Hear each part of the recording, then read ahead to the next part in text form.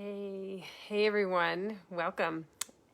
So somebody asked me to talk about how do we create certainty in this time period. I think it's such a fantastic question, and I would love some interaction here with people. So I have some thoughts on that for sure. And I think that it really starts with, first of all, there's external certainty, which we have zero control over, like zero. We can create structures and ideas and plans and things to try to protect ourselves from external certainty or uncertainty. Or we might buy an insurance policy to protect us from the uncertainty, right? And even insurance is not always insurance, right? We think we might have insurance, but we find out later. We only find out when we have an accident or we're in the hospital how good our insurance is, right? So we only have so much effect, if any, on the external certainty in the world. And then there's internal certainty. That's where the gold is. And this is what I was being asked about mostly. So I will say, there's a couple things about that. One is there is fake it till you make it certainty. And then there's real, in-depth, a sense of impermanence kind of a certainty. Hi, Monica. The other kind of uncertainty would be, just really recognizing that we're okay no matter what's happening. And we're in connection with our own impermanence on the planet would be the other ways. And so fake it till you make it, dealing with uncertainty is really around, right? It's like the Superwoman pose, those kinds of things. And I'm going to tell you a story about me. This is really short, but before I was really into personal development, I always have been actually, but when I was younger, really in my early 20s, in my college days, I really, there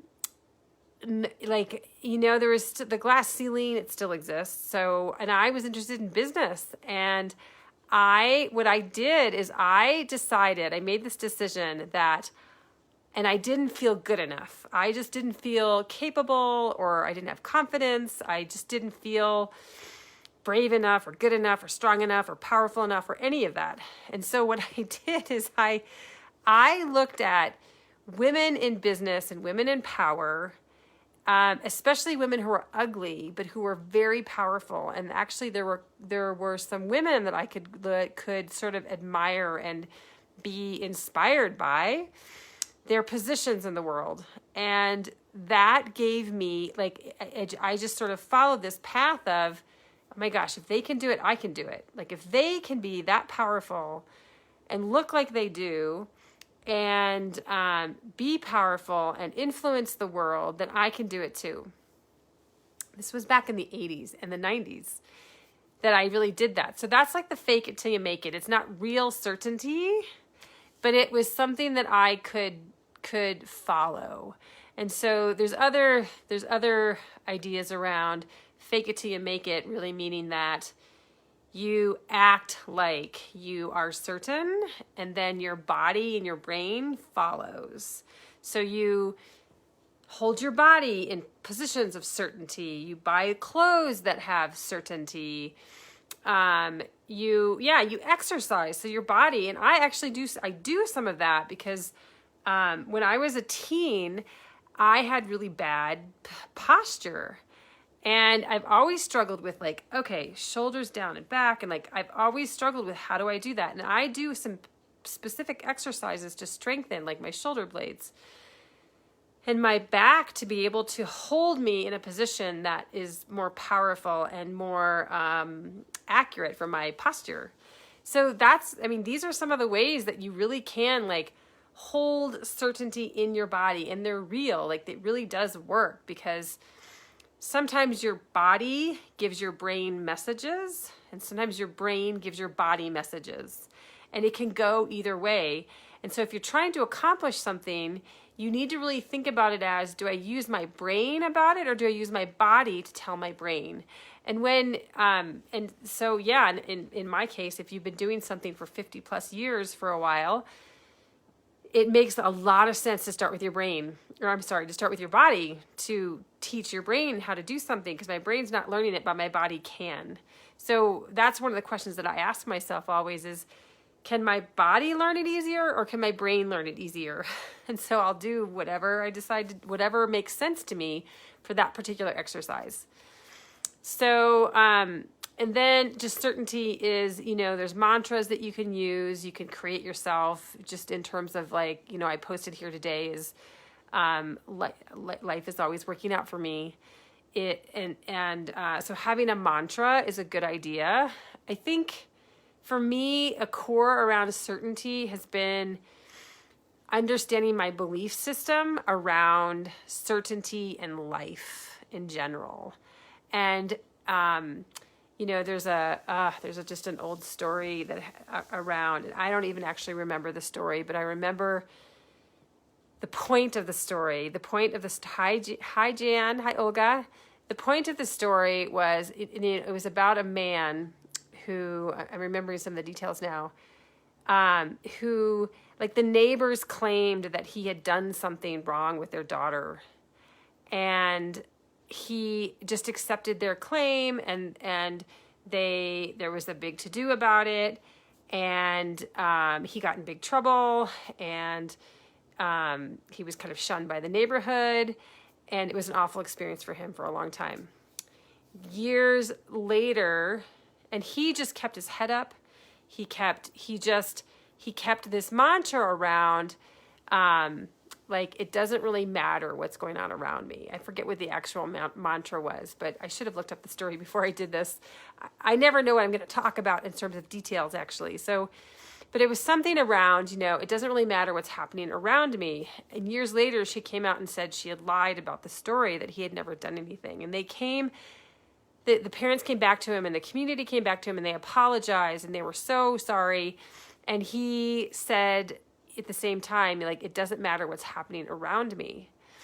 And yes, he can enjoy the joy of what's happening, but when things go bad, he doesn't, he still has certainty within himself about who he is.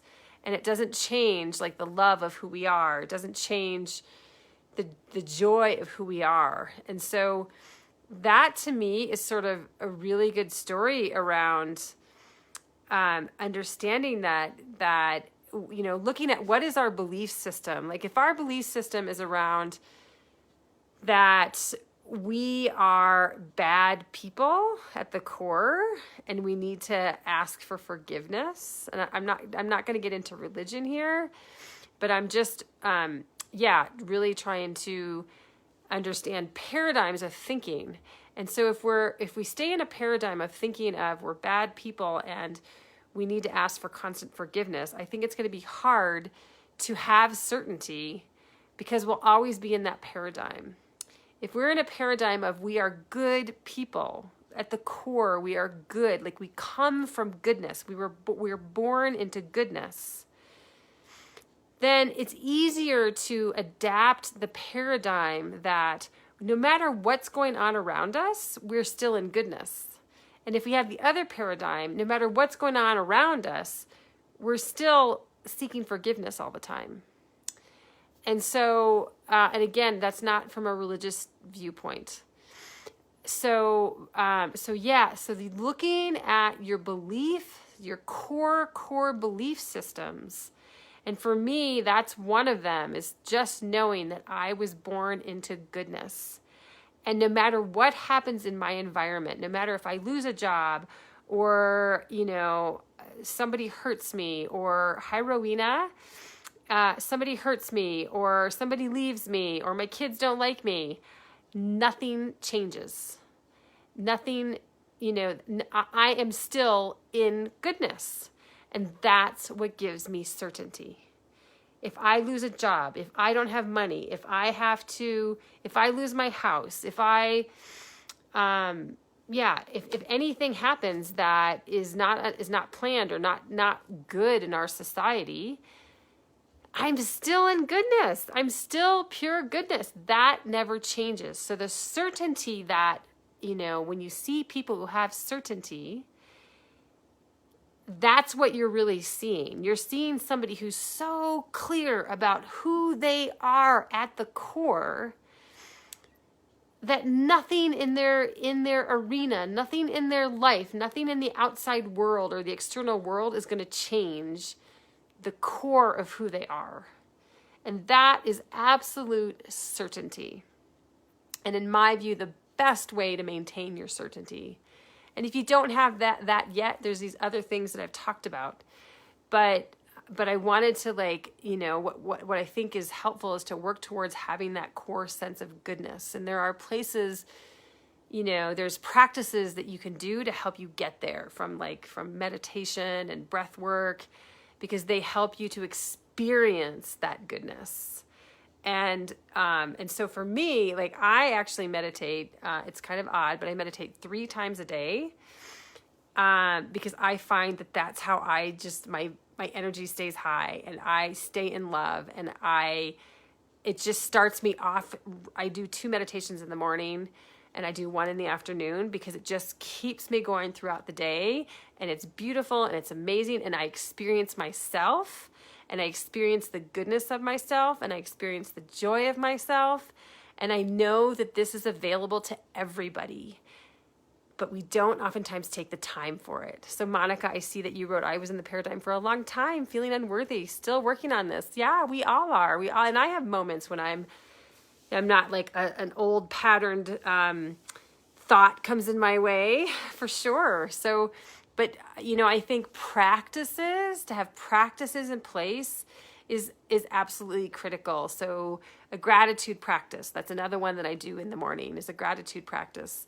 So is another way to shift our paradigm of thinking. So rather than thinking that, oh, life is hard and there's all these hard things to do and there's all these chores and challenges and so forth, if we have a gratitude practice, we can have a practice around seeing the world for what it is. I mean, and so one of my core beliefs I'm going to share too is just that,